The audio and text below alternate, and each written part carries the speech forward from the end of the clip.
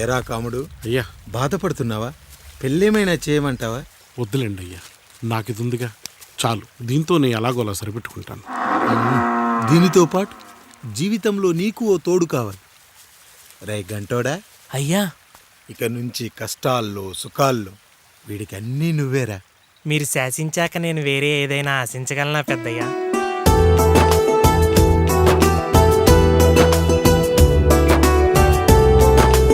నీ గురించి కాదురా, మీ అక్కది. చాలా గొప్ప మంచి మనసుని విన్నాను.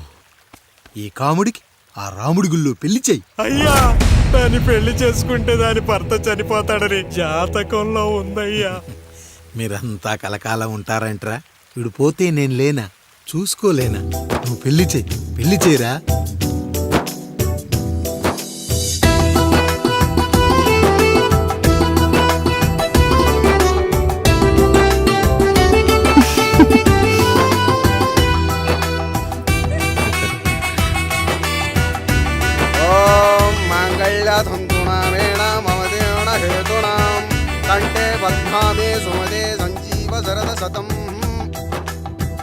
అయ్యా, ఏంట్రా?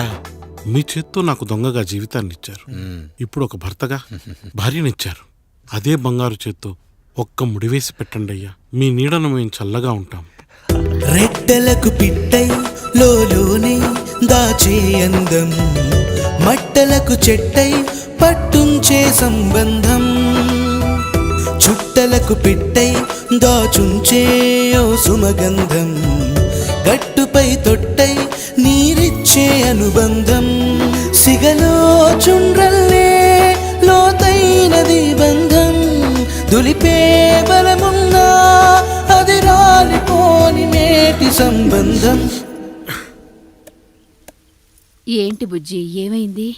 పండు, నీకు పెళ్లి చేసిన మరుక్షణం నీ భర్త చనిపోతాడని జాతకంలో ఉంటే ఆయన నన్ను నీకిచ్చి పెళ్లి చేశారు. నేను పోతే నా భార్య పరిస్థితి ఏంటయ్యా అని అడిగితే నేను లేనారా అన్నారు. ఆయన చేసిన త్యాగం మామూలు త్యాగం కాదు. ఒకవేళ పొరపాటున నాకేమైనా జరిగితే? అయ్యయ్యో, అంత మాట అనకండి.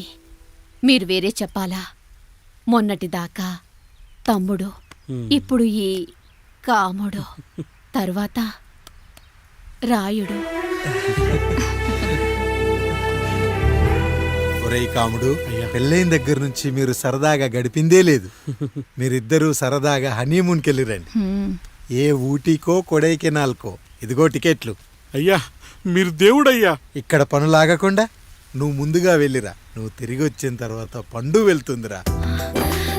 అయ్యా, ఒక పని మనిషిని మీరు ఇంతగా ఆదరిస్తున్నారయ్యా. నువ్వు పని మనిషి ఏంటి పండు? నీలాంటి స్త్రీమూర్తిని ప్రతి మగాడు అమ్మలా చూసుకోవాలి. ఇక నుంచి నా బిడ్డలు నిన్ను అమ్మా అని పిలుస్తారు, అమ్మలా చూసుకుంటారు. ఏమంటావు జానకి?